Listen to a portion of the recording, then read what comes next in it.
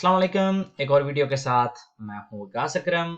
आज की इस वीडियो में मैं आपको एक्सप्लेन करूँगा कि आप अयूदा जो अलकिलेर की है कातालुनिया में, जो नॉर्मल हर साल वाली जो रेंट की इमदाद है, वो आप कैसे अप्लाई कर सकते हैं। उसका जो प्लाफो है वो ओपन हो गया है आज से, मतलब अभी से आप इसको अप्लाई कर सकते हैं। तो मैं आपको एक्सप्लेन करूँगा स्टेप बाय स्टेप कि आप इसको कैसे अप्लाई कर सकते हैं। तो शुरू करते हैं। सबसे पहले आपको गूगल पे लिखना होगा अयूदा अल्किलेर 2022 जेनकात। जब हम ये गूगल पे लिखेंगे तो सबसे पहले जो हमारे सामने साइट आएगी जिसमें लिखा होगा subvenciones para el pago de alquiler जेनकात। इसके ऊपर आपने क्लिक करनी है। जब इसके ऊपर क्लिक करेंगे तो हमारे सामने ये पेज खुल के आ जाएगा। ये बहुत ही पारेसिदो है जो कि हमने किया था, जो बोनो दे बोनो होवेन था, जो 35 साल से कम उम्र लोगों का था। तो ये बिल्कुल तकरीबन उसे मिलता जुलता ही है, समझ लें सेम ही है। तो एक दफा हम इस साइट पे आ गए हैं तो यहाँ पे आप देख सकते हैं personas que sean titulares de un contrato de alquiler que vivan permanentemente en Cataluña y que tengan 36 años o más। मतलब इसकी जो मेन रिक्वायरमेंट्स हैं उनमें से ये है कि सबसे पहले तो आपके नाम पे कॉन्ट्रैक्ट होना चाहिए। दूसरे नंबर पे आप परमानेंटली कातालुनिया में रह रहे हो। और नंबर 3, आपकी एज 36 ईयर से ज्यादा होनी चाहिए, 36 साल से आपकी उम्र ज्यादा होनी चाहिए। तो ये उन लोगों के लिए जो कि ये रिक्वायरमेंट्स इनकी जो ये पूरी करें। उसके बाद हम अगर यहाँ पे डॉक्यूमेंटाción relacionada पे क्लिक करते हैं तो यहाँ पे हमारे सामने 4 चीजें आ जाती हैं। तो अगर तो आप ऑनलाइन अप्लाई करना चाह रहे हैं तो सिर्फ और सिर्फ आपने ये जो सोलिसिtud de transferencia bancaria ये आपने डाउनलोड करनी है, इसको रिजेनर करना है। ये बैंक का जो है ना वो पेपर होता है। और अगर आप प्रेजेंशियल करने जा रहे हैं, मतलब ऑफिस में जाके अपने डॉक्यूमेंट्स देंगे, तो आपने पहले वाली ये दोनों जो है ना वो डाउनलोड करनी है। अगर ऑनलाइन है तो सिर्फ ये, और अगर प्रेजेंशियल है किसी ऑफिस में आपने करना है तो ये दोनों आपने डाउनलोड करनी है। तो ये दोनों डाउनलोड करने के बाद आपने यहाँ पे क्लिक करनी है solicitar la subvención año 2022। जब आप इसके ऊपर क्लिक करेंगे तो हमारे सामने जो पेज खुलेगा उसमें ये कुछ रिक्वायरमेंट्स हमें रिक्विजिटोस बताई गई हैं, जिसमें सबसे पहले तो है tener la residencia legal en Cataluña। कातालुनिया में आप रिहायश पजीर हो, 36 साल से उम्र आपकी ज्यादा हो जब आप ये अप्लाई कर रहे हो, और आपके पास कोई मतलब fuente de ingreso होना लाजमी है, मतलब कि आप काम कर रहे हो जिससे आप जो अलकिलेर है, जो रेंट है वो दे रहे हो, लेकिन काम भी कर रहे हो और आपकी जो इनकम है वो सालाना 22,548 यूरो से कम हो। उसके बाद कॉन्ट्रैक्ट मकान का आपके नाम पे होना चाहिए, और आपको जो जो अलकिलेर है जो आप महीने का पे कर रहे हैं वो इन अमाउंट से कम होना चाहिए, इनसे ज्यादा नहीं होना चाहिए। तो अपने अपने इलाके का आप देख सकते हैं। अगर जिरोना में है तो 650 से कम, अगर येईदा में है तो 600 से कम। इसी तरह आपने अपना जो है ना वो इलाका देख के ये मकान का किराया इससे कम होना चाहिए, और अगर कमरा है तो उसका किराया इससे कम होना चाहिए, ये अमाउंट जो लिखी हुई है। उसके बाद tener domiciliado el cobro de subvención, ये जो बैंक का मैंने अभी आपको पहले पेज बताया था वो आपने मतलब उससे उसका से मुराद यही है कि आपका एक बैंक है जिसमें आपके ये पैसे जाएंगे। नंबर 7 पे है कि आपका कोई भी जो मंथली है जो रेंट है वो आपका पीछे ना हो, मतलब कि जब आप अप्लाई करें उस दिन तक आपने सारे जो है ना वो माहाना जो रेंट है वो आपने पे किया हो। उसके लिए आपको 3 रेसिपो जो है ना वो ऐड करनी होगी, वो भी मैं बाद में आपको बताऊंगा कहाँ आपने ऐड करनी है। और उसके बाद आपने जो ये जो पेमेंट्स वगैरह करते हैं अपने मकान मालिक को, वो या तो आप ट्रांसफरेंसिया के जरिए आपने करनी हो, या रेसिबो डोमिसिलियादो आपकी हो, या उसके अकाउंट में आप पेमेंट करते हो, या बीसुम हो, कोई भी इस तरह का जो है ना वो इस मतलब हाथ में अगर आप जाके पे करते हैं तो वो उससे मसला हो सकता है। उसके बाद आप गवर्नमेंट के किसी भी इदारे का, या फेडरल गवर्नमेंट के, या जनरलिtat के, seguridad सोशल के, हासिंदा के, कोई भी आपने पैसे ना देने। ये सारी जो है ना ये रिक्विजिटोस हैं। उसके बाद तासस आपने इसमें कुछ भी मतलब पे नहीं करने। थोड़ा नीचे हम जाएंगे तो आ जाएगा हमारे सामने कि हमने इसको सोलिसिटर कैसे करना है। तो आप देख सकते हैं फेचा इसकी है 28 जून से 15 जुलाई तक। तो अभी हम इस वक्त क्योंकि आज 1 जुलाई है तो हम बिल्कुल इसके पीरियड के अंदर हैं तो अभी आज ही आप इसको अप्लाई कर सकते हैं। लेकिन फेचा लिमिट फेचा तो पे इसकी 15 जुलाई है। तो ये अगर आप ऑनलाइन अप्लाई करना चाह रहे हैं तो एक्सेलेर पे आपने क्लिक करना है, लेकिन अगर आप प्रेजेंशियल करना चाह रहे हैं, किसी ऑफिस में करना चाह रहे हैं, तो आप यहाँ पे क्लिक करेंगे तो आपके सामने आ जाएगा कि आप किन किन ऑफिस में आप कर सकते हैं।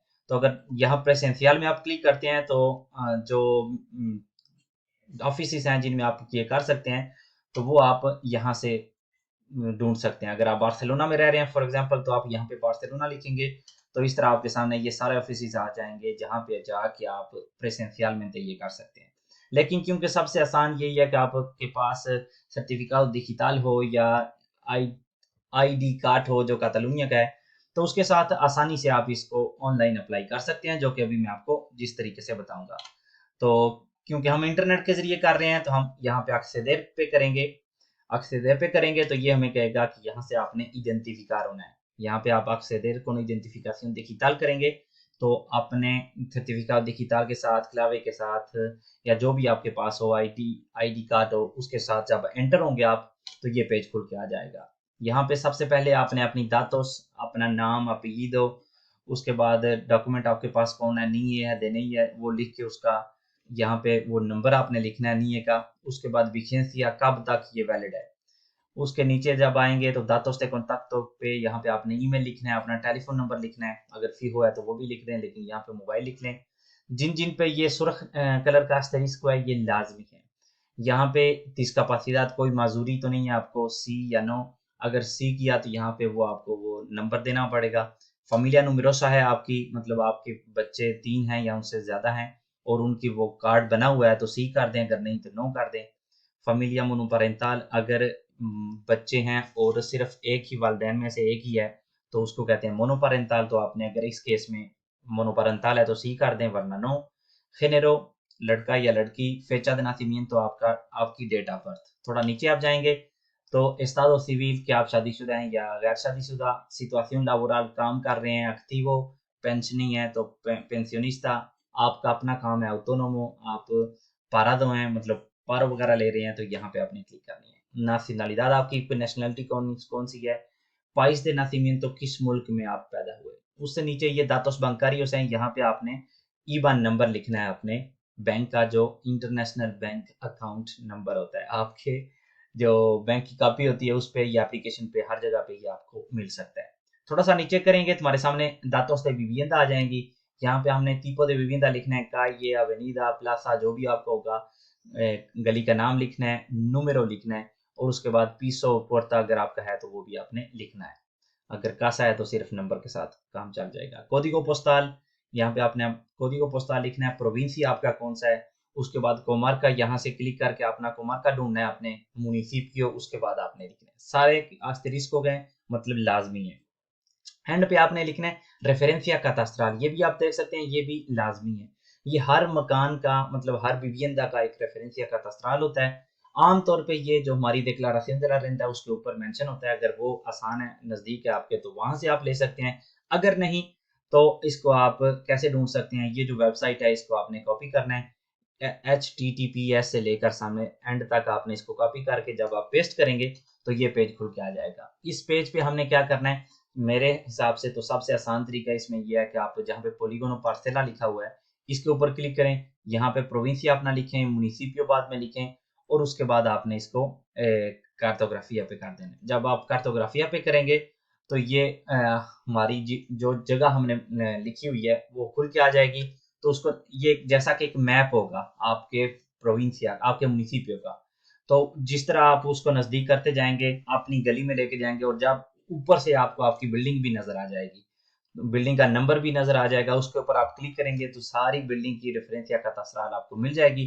तो उसमें आपने अपने घर का ढूंढ के लगा लेना। उसके बाद थोड़ा नीचे करेंगे तो आ जाएंगे दातोस de contrato de arrendamiento, तो इसमें हम जो कॉन्ट्रैक्ट है उसकी जो डाटा है उसके बारे में बात करेंगे। सबसे पहले tipo de contrato, ये किराए का जो कॉन्ट्रैक्ट है या मतलब मकान का किराया या अबितासियन का कमरे का। उसके बाद आपने किससे लिया, प्रोपिetario से या administrador से। अगर आप मकान मालिक से लिया तो प्रोपिetario कर दें।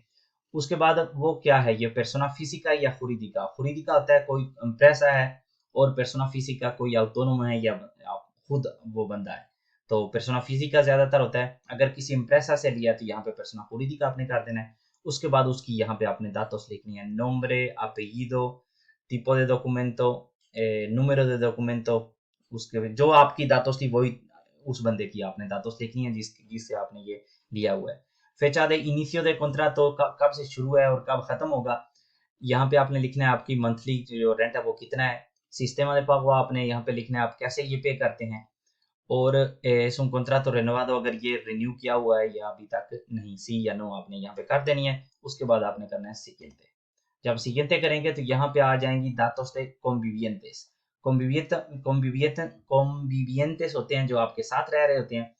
तो अगर तो आपके साथ रह रहे हैं convivientes तो आपने सी करना है, मतलब आपकी वाइफ बच्चे वगैरह।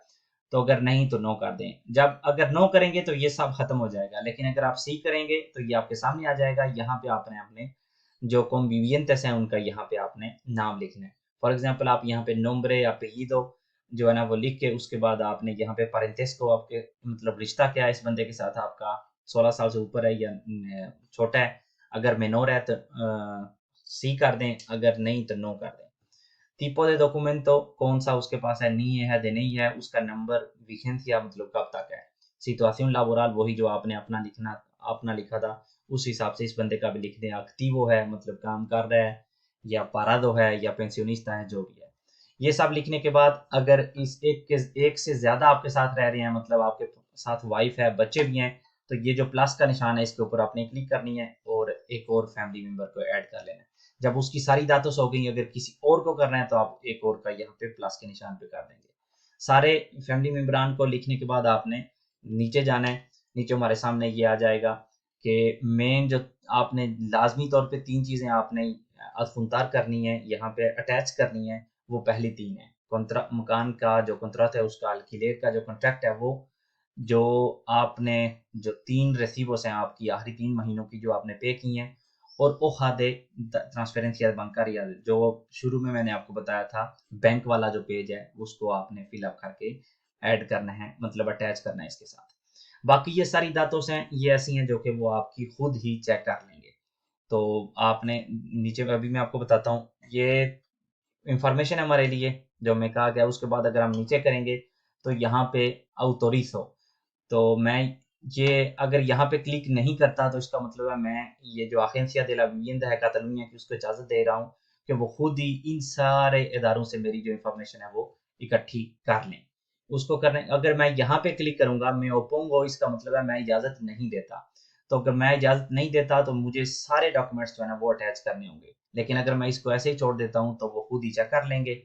उसके बाद यहाँ पे अगर मैं क्लिक करता हूँ तो इसका मतलब है मैं इजाज़त दे रहा हूँ या मैं चाह रहा हूँ कि जो नोटिफिकेशन है वो मुझे ईमेल के ज़रिए की जाए, या ये जो नोटिफिकेशंस जो टेलेमाटिकास हैं वो की जाएँ। तो उसके लिए यहाँ पे मुझे अपना ईमेल लिखना होगा और यहाँ पे टेलीफ़ोन नंबर लिखना होगा। अगर यहाँ पे मैं क्लिक करता हूँ तो जो मैंने ऊपर लिखा है वही यहाँ पे आ जाएगा। ये करने के बाद अगर आप चाहते हैं कि आपके घर लेटर ही आए तो यहाँ पे आप क्लिक कर दें ताकि ये देशमार्कार हो जाए। उसके बाद हम नीचे आएंगे डॉक्यूमेंटेशन पे, तो आप देख सकते हैं वो सिर्फ और सिर्फ 3 डॉक्यूमेंट्स ही आपको ऐड करने हैं। मकान का जो किराया का जो कंत्राट है मकान का, वो आखिरी 3 जो रेसिपोस हैं वो आपने यहाँ पे करनी है, और वो जो बैंक वाला पेपर है वो यहाँ पे आपने अटैच करना है। ये 3 डॉक्यूमेंट्स आपने लाजमी तौर पे अटैच करने हैं। अगर ऊपर आप करते कि आप इसकी इजाज़त नहीं देते कि वो आपकी सारी डाटा चेक करें, तो यहाँ पे 3 के बजाय 10 डॉक्यूमेंट्स होने थे जो सारे के सारे आपने अटैच करने हैं। उसके बाद आपने यहाँ पे क्लिक करना है कि मैंने सारी इसकी इंफॉर्मेशन जो है ना मैंने पढ़ ली है और मुझे समझ आ गई है और मैं इसको अप्लाई करना चाह रहा हूँ। उसके बाद आपने एमबीआर कर देना है। जब आप एमबीआर करेंगे तो औकात तो जो अभी मैं आपको कह रहा था वो ये वाला है। ये आपने जो फिरमार करके इसको रेगनार करके आपने इसको अपलोड करना है। उसके बाद आपने ये तीनों डॉक्यूमेंट्स आपने कर दिए, आपने यहाँ पे भी क्लिक कर दी, तो एंड पे आपका सिर्फ रह जाएगा एमबीआर, जिसके साथ आपकी ये जो एप्लीकेशन है वो ओके हो जाएगी, आपने इसको अप्लाई कर दिया है। तो उम्मीद करता हूँ कि आज की वीडियो भी दूसरी वीडियोस की तरह आपको पसंद आई होगी। मिलते हैं इंशाल्लाह अगली वीडियो के साथ, तब तक के लिए अल्लाह हाफिज।